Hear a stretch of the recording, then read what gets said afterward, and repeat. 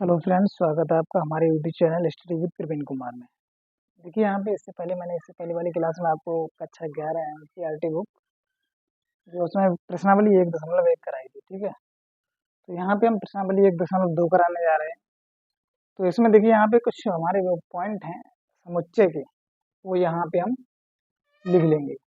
तो देखिए सबसे पहली बात आती है कि रिक्त समुच्चय क्या है। सबसे पहली बात क्या आती है, रिक्त समुच्चय क्या है। तो देखिए यहाँ पे रिक्त समुच्चय क्या है, एक ऐसा हमारा समुच्चय जिसके अंदर क्या हो, अवयवों की संख्या क्या हो, शून्य, यानी कि जिसके अंदर एक भी अवयव ना हो। तो यही हमारी डेफिनेशन हो जाएगी। तो यहाँ हम लिखेंगे एक ऐसा समुच्चय, एक ऐसा समुच्चय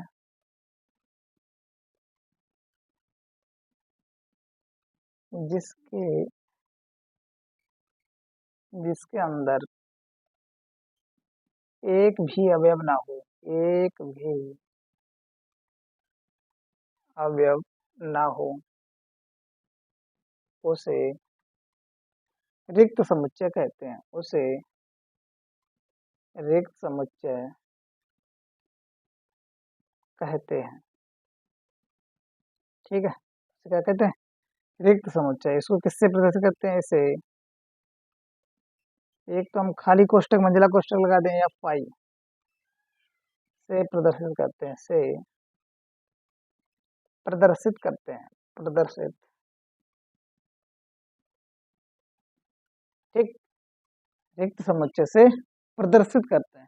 ठीक है, तो ये हमारे रिक्त समुच्चय की डेफिनेशन होगी। जैसे यहाँ पे कोई अगर एग्जांपल हम लेना चाहें तो प्रश्नावली पे ही हम पढ़ते हैं, रिक्त समुच्चय हो गया, जो भी होगा हम आएंगे। देखिए यहाँ पे रिक्त समुच्चय को देखिए, यहाँ पे इन्होंने क्वेश्चन दे रखा है। पहला क्वेश्चन, पहले क्वेश्चन में इन्होंने ये कहा है कि पहले का पहला क्या दे रखा है, रिक्त समुच्चय या शून्य समुच्चय, बात एक ही है। ठीक है, इसको अगर अवयव क्या है हमारे, अगर शून्य है तो क्या हो जाएगा, शून्य समुच्चय। इसका दूसरा नाम है शून्य समुच्चय भी है। ठीक है, शून्य समुच्चय। ठीक है, पहला देखिए, पहले का पहला क्वेश्चन इन्होंने ये दे रखा है कि दो से भाज्य विषम संख्याओं का, विषम प्राकृतिक संख्याओं का समुच्चय। इन्होंने दे रखा है दो से भाज्य विषम प्राकृत, विषम प्राकृत संख्याओं का समुच्चय, संख्याओं का समुच्चय। ठीक, इन्होंने ये दे रखा है दो से भाज्य विषम प्राकृत संख्याओं का समुच्चय। अब हमको ये आगे चेक करना है, ये हमारा विषम जो दे रखा है ये शून्य समुच्चय है अथवा नहीं है। तो देखिए दो से भाज्य, पहले तो विषम संख्या निकलो, 1, 3, 5, 7 और ऐसे चलते चले जाएंगे। अब इन्होंने ये कहा कि ये दो से भाज्य होनी चाहिए। अब देखिए विषम संख्याएं कभी भी हमारे दो से भाज्य नहीं होती हैं, इसलिए हमारा ये हो जाएगा जाकर के रिक्त समुच्चय। क्या हो जाएगा, रिक्त समुच्चय। क्या हो जाएगा हमारा, रिक्त समुच्चय। अगला देखिए दूसरा, दूसरे में इन्होंने ये कह रखा है कि सम अभाज्य संख्याओं का समुच्चय, सम अभाज्य संख्याओं का समुच्चय, सम अभाज्य संख्याओं का समुच्चय। जब देखिए यहाँ पे सम अभाज्य संख्याओं का समुच्चय निकालेंगे तो देखो दो हमारी क्या है, दो एक क्या है, सम अभाज्य संख्या है। तो ये क्या हो जाएगा, ये एकल समुच्चय हो जाएगा, ना कि रिक्त समुच्चय। तो इसमें ये लिखेंगे चूंकि समुच्चय के अंदर एक अवयव है, चूंकि समुच्चय के अंदर एक अवयव, यानी एक अवयव है, एक अवयव है, इसलिए यह रिक्त समुच्चय नहीं है, इसलिए यह रिक्त समुच्चय नहीं है। बात समझ में आ गई, इसलिए क्या है, रिक्त समुच्चय नहीं है। क्योंकि हमने डेफिनेशन में भी क्या लिखा था, जिसके अंदर क्या हो, हमारा एक भी अवयव ना हो, तो उसको क्या कहते हैं, हम रिक्त समुच्चय कहते हैं। क्या बोलते हैं, रिक्त समुच्चय। देखिए यहाँ पे अगला क्वेश्चन नंबर 3, क्वेश्चन नंबर 3 में इन्होंने ये कहा है, समुच्चय दे रखा है एक, एक्स दैट एक्स एक प्राकृतिक संख्या है, एक प्राकृत संख्या है और कंडीशन दे रखी है एक्स इज लेस देन 5। एक कंडीशन दे रखी है एक्स का मान 5 से छोटा होना चाहिए और दूसरी कंडीशन ये दे रखी है एक्स का मान 7 से बड़ा हो और एक्स का मान 7 से बड़ा हो। ठीक है, तो ये कंडीशन दे रखी है, तो इसको हमको बताना है आखिर ये हमारा रिक्त समुच्चय है अथवा नहीं है। ठीक है, तो देखिए यहाँ पे हम कोई संख्या पहली कंडीशन के हिसाब से पहली कोई संख्या ले लें। तो ये हमने माना एक संख्या मान ली हमने 2। ठीक, अब 2 देखिए जब हमने मानी है तो 2 देखो 5 से छोटी है, तो क्या है हमारी 5 से छोटी है। लेकिन 2 ये देखिए हमारी इस कंडीशन क्या फिल कर रही है, नहीं कर रही है, तो 2 हमारी 5 से बड़ी नहीं है। ठीक, और एक संख्या यहाँ पे मान लें हम, जैसे मान ली 4 मान ली, तो 4 हमारी 5 से तो छोटी है लेकिन 4 हमारी क्या है 7 से बड़ी नहीं है। तो जब हमारी दोनों कंडीशन फुलफिल नहीं हो रही है तो ये क्या हो जाएगा, जाकर के हमारा कोई भी हमारी वैल्यू नहीं निकल के आएगी, तो ये क्या हो जाएगा हमारा रिक्त समुच्चय हो जाएगा। क्या हो जाएगा हमारा, इसलिए यह है रिक्त समुच्चय। देखिए यहाँ पे कोई ऐसा अवयव आएगा ही नहीं जो कि हमारी क्या दो की दोनों कंडीशन को सेटिस्फाई करे, तो हमारा क्या हो जाएगा ये रिक्त समुच्चय, इसलिए यह है रिक्त समुच्चय है। पहले सवाल हमको यही छांटने थे आखिर कौन सा रिक्त है कौन सा नहीं है, बस यही छांटने थे। अगला देखिए यहाँ पे क्वेश्चन 3 हो गए। चौथा, चौथे में इन्होंने ये कहा है कि 22 सच दैट बाई किन्हीं दो समांतर रेखाओं का उभयनिष्ठ बिंदु है। इन्होंने ये कहा है कि 22 सच दैट बाई किन्हीं दो समांतर रेखाओं का उभयनिष्ठ बिंदु है, उभयनिष्ठ बिंदु है। ठीक, ये देखा। अब देखिए यहाँ पे दो समांतर रेखाएं हमारी इस तरीके से चलेंगी। अब ये देखिए ये एक हमारी दो समांतर रेखाएं क्या आपस में कभी भी नहीं मिलेंगी, आपस में कभी भी नहीं मिलेंगी। जब कभी नहीं मिलेंगी तो उभयनिष्ठ बिंदु तो कभी मिल ही नहीं सकता, क्योंकि इसके क्या होगा हमारा कोई सोल्यूशन ही नहीं होगा, तो उभयनिष्ठ बिंदु नहीं मिलेगा।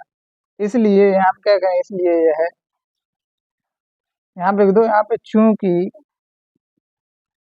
चूंकि समांतर रेखाओं में कोई उभयनिष्ठ बिंदु नहीं है, कोई उभयनिष्ठ बिंदु नहीं है, इसलिए यह रिक्त समुच्चय, इसलिए यह रिक्त समुच्चय है, रिक्त समुच्चय। बात समझ में आ गई, तो इसलिए क्या हो जाएगा ये रिक्त समुच्चय हो जाएगा। अगला देखिए क्वेश्चन नंबर, अगला यहाँ पे ये तो हो गए। अब बात आती है हमारे फाइनाइट समुच्चय, इनफाइनाइट समुच्चय किसे कहते हैं। पहले देखिए यहाँ पे अगला क्वेश्चन में हमारे परिमित और अपरिमित भी पूछा है, तो सबसे पहले हम परिमित की हेडिंग डाल लें। परिमित, परिमित समुच्चय, इसको बोलते हैं फाइनाइट, FINITE, फाइनाइट सेट। तो परिमित की जब बात आ गई इसका मतलब ये होना चाहिए हमारा क्या होगा, अवयवों की सीमा क्या निश्चित है, अवयवों की सीमा क्या होगी हमारी निश्चित है। तो देखिए यहाँ पे इसकी डेफिनेशन क्या लिखेंगे, यहाँ पे लिखेंगे ऐसा समुच्चय जिसके जिसके अवयवों की संख्या निश्चित हो, जिसके अवयवों की संख्या निश्चित हो या संख्या गिनी जा सके, या संख्या गिनी जा सके, गिनी जा सके, तो उसे हम क्या कहते हैं, उसे परिमित समुच्चय कहते हैं, परिमित समुच्चय कहते हैं। ठीक, अब जैसे मान लिया हम यहाँ पे एग्जाम्पल के लिए हम यहाँ पे कोई सेट ले लें, ए इज इक्वल टू 1, 2, 3, 4, 5 और डैश डैश डैश डैश 10 तक ले लिया। तो देखिए यहाँ पे इन्होंने क्या दे रखा है, हमारी प्राकृतिक संख्याएं दे रखी हैं, वो 1 से लेकर कहाँ तक दे रखी हैं, 10 तक। तो यानी एन ऑफ ए, ये कितना हो जाएगा, 10 हो जाएगा। कितना हो जाएगा, 10। तो नंबर ऑफ, यानी ये समुच्चय के अंदर कितने अवयव हो जाएंगे, 10। ठीक है। अब इसी तरीके से हमारा आता है अपरिमित समुच्चय। जैसे यहाँ पे अगर कोई पूछे तो वर्ष के महीनों का समुच्चय, एग्जाम्पल हम ये लिख सकते हैं, वर्ष के महीनों का समुच्चय, महीनों का समुच्चय, ये भी हमारा क्या हो जाएगा, फाइनाइट समुच्चय हो जाएगा, क्योंकि number of A is equal to इसमें कितना हो जाएगा, 12। तो हमारे महीने कितने होते हैं, 12। तो इसलिए क्या हो गया, हमारा परिमित समुच्चय हो गया। अगले देखिए हेडिंग डाल के चलते हैं, ये हमारी हेडिंग थी। दूसरी हेडिंग हमारी है अपरिमित समुच्चय, अपरिमित समुच्चय।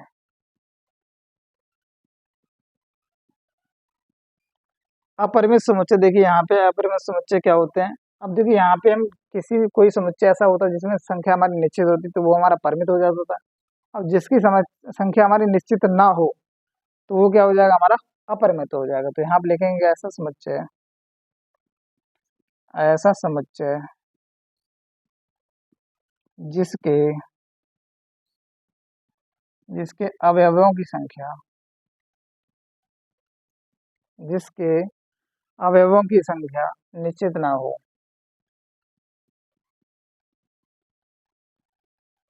निश्चित ना हो, जिसके अवयवों की संख्या निश्चित ना हो या गिनी ना जा सके, तो उसे अपरिमित समुच्चय कहते हैं, उसे अपरिमित समुच्चय कहते हैं।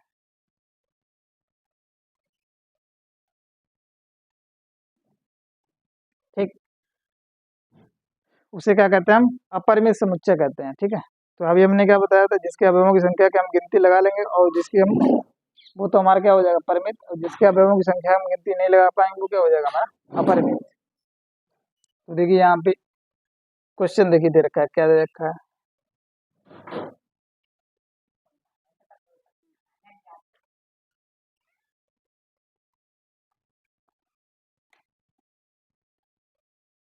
क्वेश्चन देखिए इन्होंने दे रखा है कि वर्ष के महीनों का समुच्चय, वो तो हमारा दूसरे का पहला, देखिए दूसरे का पहला दे रखा है, इसमें परिमित और अपरिमित छांटने हैं। इन्होंने यही कहा है कि वर्ष के महीनों का समुच्चय, पहला दे रखा है वर्ष के महीनों का समुच्चय। ये वर्ष के महीनों का समुच्चय देखें, देखिए यहाँ पे क्या होते हैं, number of n is equal to कितने होते हैं, 12 है। तो इसलिए क्या हो जाएगा ये, इसलिए यह है क्या, यहाँ पे सीधे लिख दीजिए परिमित समुच्चय, ये क्या हो जाएगा, हमारा परिमित समुच्चय।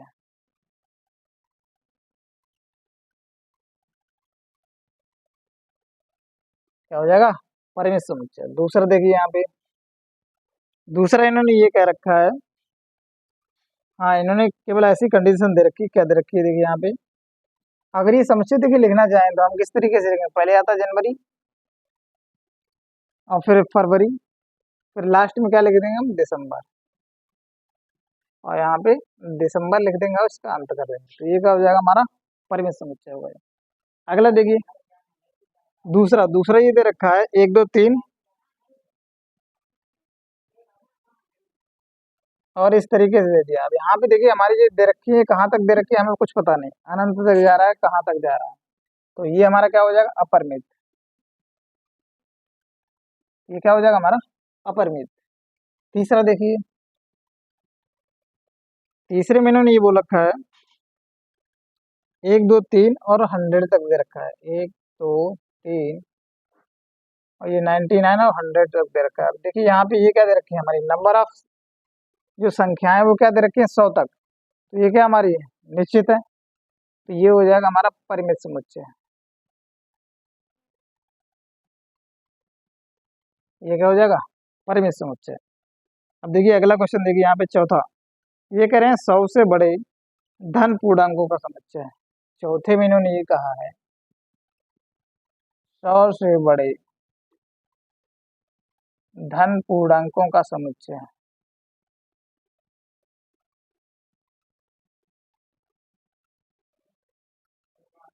अब 100 से बड़े जो धन पूर्णांक हैं वे हमारी कोई गिनती है?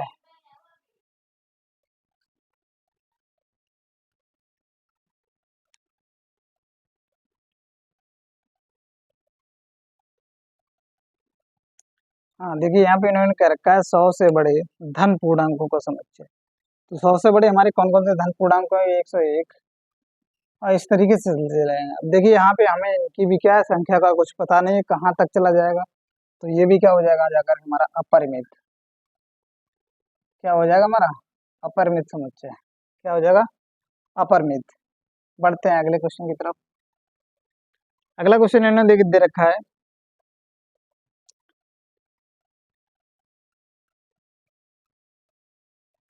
ये कह रहे हैं क्वेश्चन नंबर 5, इसमें ठीक से समझ नहीं रहा। ये कह रहे हैं 99 से छोटे अभाज्य पूर्णांकों का समुच्चय। हाँ इन्होंने ये कहा है कि 99 से छोटे अभाज्य पूर्णांकों का समुच्चय। अभाज्य पूर्णांकों का समुच्चय। ठीक। अब 99 से छोटे अभाज्य पूर्णांक हमारे कौन से होते हैं? अभाज्य पूर्णांक। देखिए यहाँ से 2 से 3, 5 और इस तरीके से चलता जाएगा कहाँ तक? 97 तक। तो इनकी भी संख्या हमारी क्या है? निश्चित है। कितनी होती है? 25। कितनी होती है? 25। तो ये भी हमारा क्या हो जाएगा? परिमित समुच्चय। क्या हो जाएगा हमारा? परिमित समुच्चय। ठीक है। तो ये क्या हो गया हमारा? परिमित। पढ़ते हैं अगले क्वेश्चन की तरफ। Question number 3।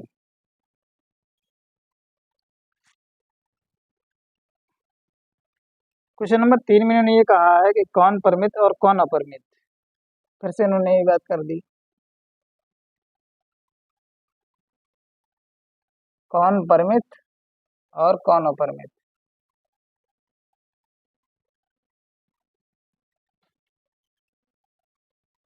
ठीक। तो देखिए यहाँ पे इन्होंने दे रखा है, क्या दे रखा है? पहला क्वेश्चन,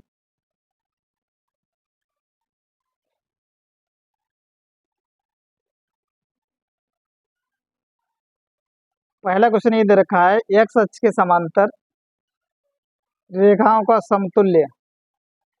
हाँ रेखाओं का समुच्चय इन्होंने ये दे रखा है। पहला, एक्स अक्ष के समांतर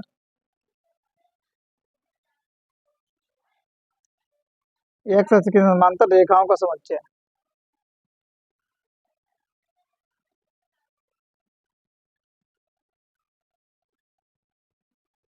अब देखिए एक्स अक्ष के समांतर जब रेखाओं का समुच्चय, एक्स अक्ष हमारी कौन सी होती है? ये क्या होगी हमारी? एक्स अक्ष। अब इसके समांतर रेखाएं हैं, ऊपर भी जाएंगी नीचे भी जाएंगी। तो इस तरीके से ये क्या हो जाएगा? हमें ये थोड़ी ना पता, ये अनंत तक चली जाएंगी, कोई इनकी गिनती ही नहीं है। तो ये क्या हो जाएगा हमारा? अपरिमित समुच्चय।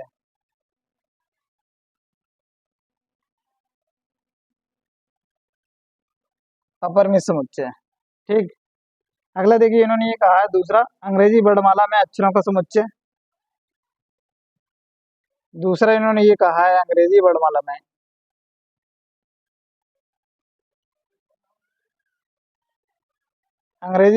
में अक्षरों का समुच्चय।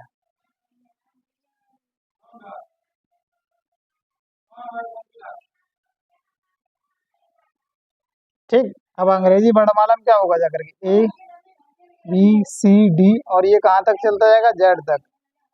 तो इसमें भी कितने नंबर ऑफ कितने? 26 होते हैं। तो ये क्या हो गया हमारा? परिमित। ये क्या हो गया? परिमित। अगला देखिए क्वेश्चन नंबर 3।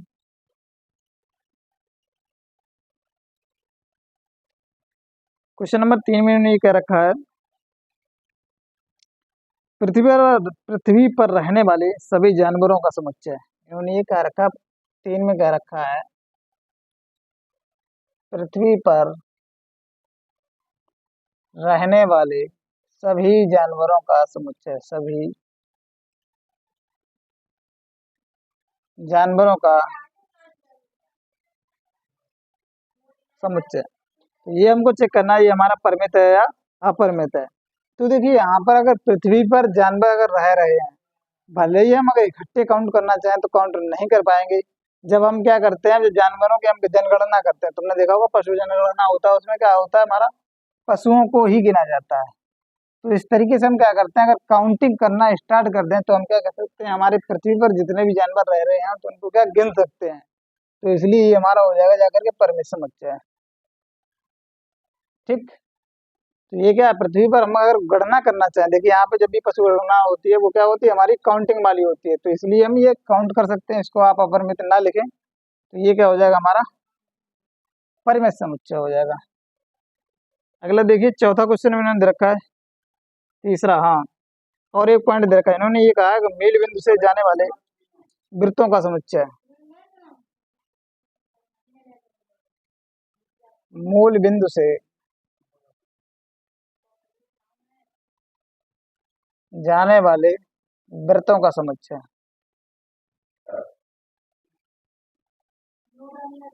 ठीक।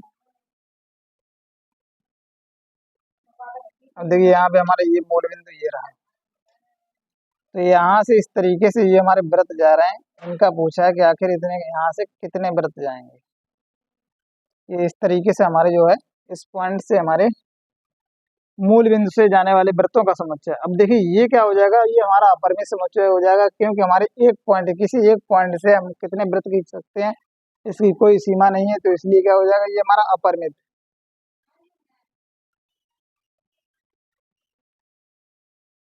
ये क्या होगा, हमारा अपरिमित समुच्चय। ठीक है। तो ये हो गया हमारे क्वेश्चन 3 की जितने भी हमारे क्वेश्चन थे हमने सारे सारे करा दिए। अब बढ़ते हैं क्वेश्चन नंबर 4 की तरफ। क्वेश्चन नंबर 4 में ये दे रखा है कि बताओ ए इज इक्वल टू बी है या नहीं, यानी कि ये हमको समान समुच्चय बताना है। समान समुच्चय इन्होंने ये कहा है कि ए बराबर बी है या नहीं, ये चेक करना है।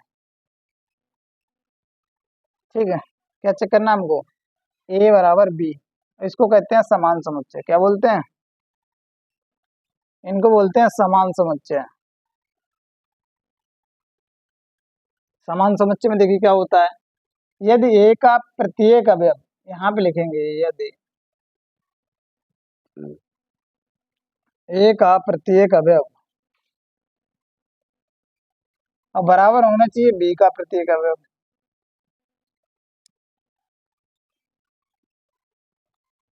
तब हमारी ये क्या कहलाएंगे, हमारी समान समुच्चय कहलाएंगे। क्या कहलाएंगे, हमारे समान समुच्चय। तो देखिए यहाँ पे क्वेश्चन नंबर 4 का पहला क्वेश्चन इन्होंने दे रखा है, कैपिटल ए इक्वल टू दे रखा है ए कामा बी कामा सी कामा डी, एक समुच्चय दे रखा है। और दूसरा समुच्चय बी इक्वल टू दे रखा है D C B A, B equal to दे रखा है डी कामा सी कामा बी कामा ए। अब हमको ये चेक करना है आखिर इसके अवयव बराबर, देखिए ए यहाँ पे है, ए यहाँ पे है, बी यहाँ पे है, बी यहाँ पे है, सी यहाँ पे है, सी यहाँ पे है, डी यहाँ पे है, डी यहाँ पे, बस सीक्वेंस चेंज है, तो ये क्या हो जाएगा, हमारे समान समुच्चय।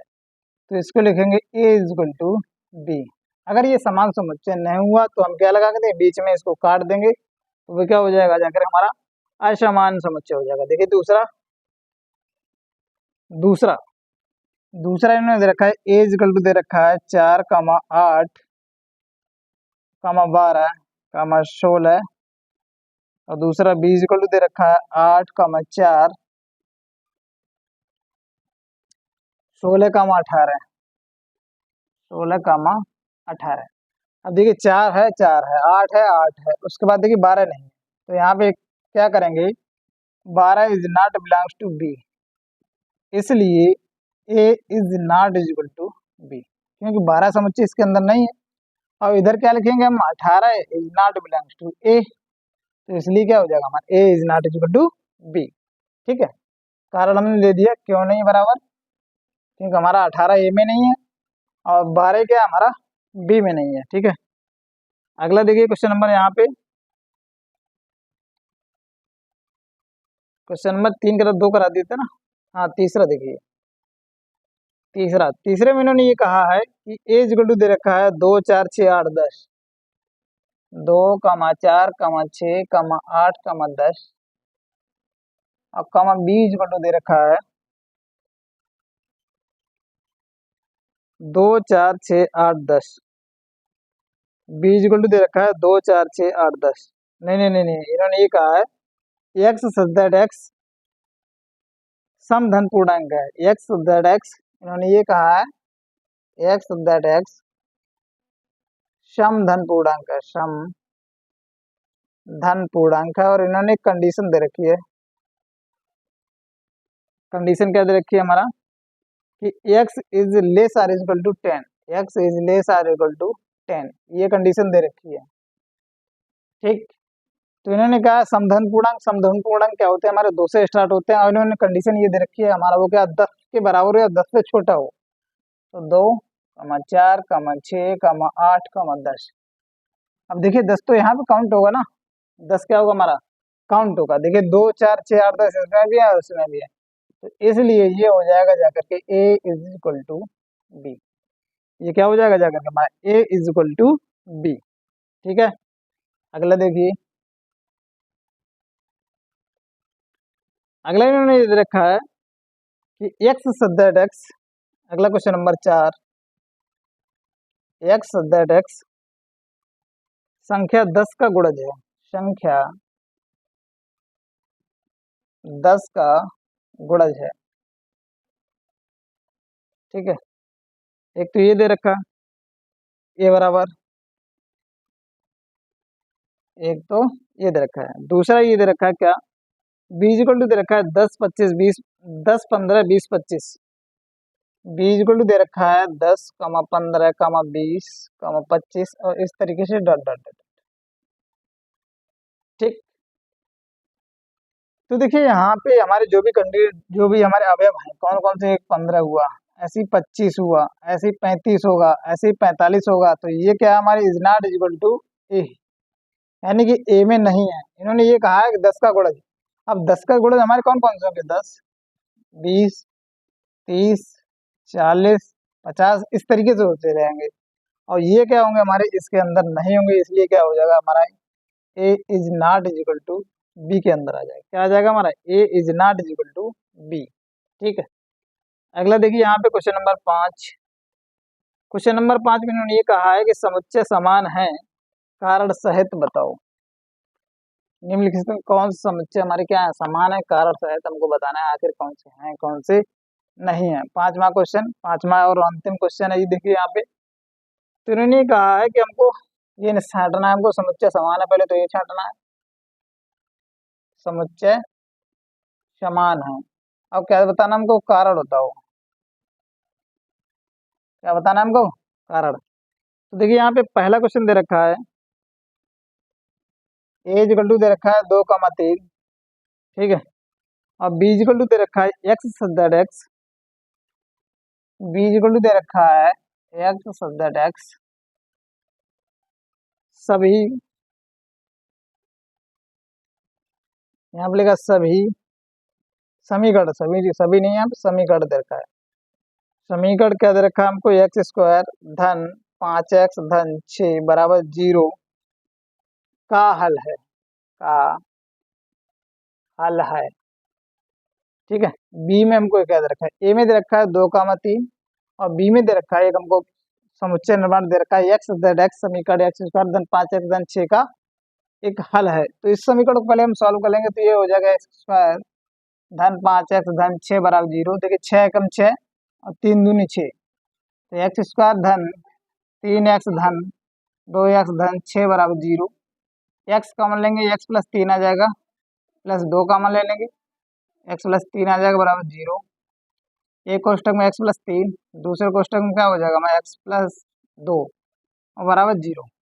जब इसको सॉल्व करेंगे देखिए यहाँ से एक्स का मान कितने आ गए हमारा, एक -3 आ जाएगा, -2 आ जाएगा। तो यहाँ से हमारा बी इक्वल टू जो होगा, एक -3 होगा और एक -2 होगा। ठीक है, तो देखिए यहाँ पे हमारे देखिए ये 2, 3 है, यहाँ माइनस के हैं, तो इसलिए क्या हो जाएगा हमारे दोनों क्या बराबर नहीं है, तो ये हो जाएगा जाकर A is not equal to B, A is not equal to B. ये हमारा पहला सवाल था। ठीक है, अगला देखिए यहाँ पे, अगला दूसरा इन्होंने ये दे रखा है एक्स सब्जेक्ट एक्स शब्द फॉलो का एक अक्षर है। ए इक्वल टू दे रखा है हमारा एक्स सब्जेक्ट एक्स शब्द FOLLOW का एक अक्षर है, एक अक्षर है। देखिए यहाँ पे फॉलो को कैसे लिखेंगे, एफ कमा ओ कमा एल कमा डब्ल्यू, ये क्या होगा हमारा रोस्टर फॉर्म होगा। ठीक है, अब देखिए यहाँ पे और इन्होंने दे रखा है बी इक्वल टू क्या दे रखा है, बी इक्वल टू दे रखा है यहाँ पे, यहीं पे लिखे दे रहे हैं हम B equal to, B equal to दे रखा है by such that by, by such that by शब्द वॉल्फ, शब्द wolf W O L F wolf वन भेड़िया, शब्द वॉल्फ का एक अक्षर है, का एक अक्षर है, ये हमको क्या दे रखा है बी का मान। और जब वॉल्फ दे दिया यहाँ पे, वॉल्फ को क्या लिखेंगे, डब्ल्यू कमा ओ कमा एल कमा एफ। अब देखिए यहाँ पे एफ है ओ है एल भी है और एफ डब्ल्यू भी है। ठीक है, तो ये हो जाएगा जाकर के हमारा समान समुच्चय हो जाएगा ये भी।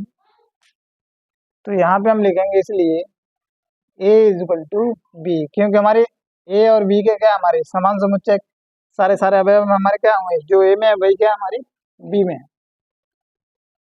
अगला देखिए यहाँ पे,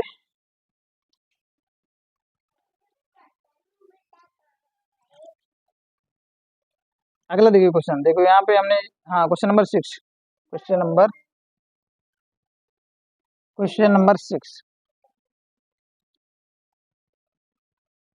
6 में इन्होंने ये कह रहा है, दे रखा है इन्होंने ए बराबर दे रखा है 2,4,8,12,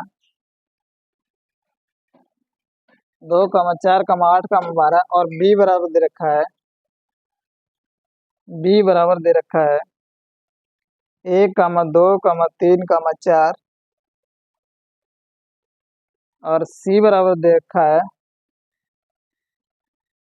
सी बराबर दे रखा है 4,8,12,14 और डी बराबर दे रखा है 3,1,4,2। ठीक है, एफ बराबर दे रखा है 0, ए, इधर एच इक्वल टू दे रखा है 0,1, जी इक्वल टू दे रखा है हमारा -1,0, एफ बराबर हमने लिख दिया ना। ठीक है, अगला देखिए इन्होंने ये कह रखा है कि हमारा कौन सा समुच्चय इनमें से समान है, ये छांट रहा है। ये देखिए सारे सारे हमको दे रखा है, ए दे रखा है, बी दे रखा है, सी दे रखा है, डी दे रखा है, एफ दे रखा है, जी दे रखा है और एच दे रखा है। ठीक है, सारे सारे हमको दे रखे हैं और हमको ये चेक करना है कि हम से हमारा कौन सा इसमें से समान है। देखिए 2, 4 और 8 और 12, तो 2, 4, 8, 12 किसी में है, तो 2, 4, 8, 12, 2, 4, 8, 12 इसमें भी नहीं है, तो ये भी बराबर नहीं है। ए और बी को चेक करेंगे तो देखिए एक यहाँ पे, एक यहाँ पे नहीं है बराबर। इसमें देखिए यहाँ पे, हाँ बी और डी को देख लीजिए, 1, 2, 3, 4 और ये 1, 2, 3, 4, तो यहाँ से देखिए हमारा बी और डी बराबर हो गए।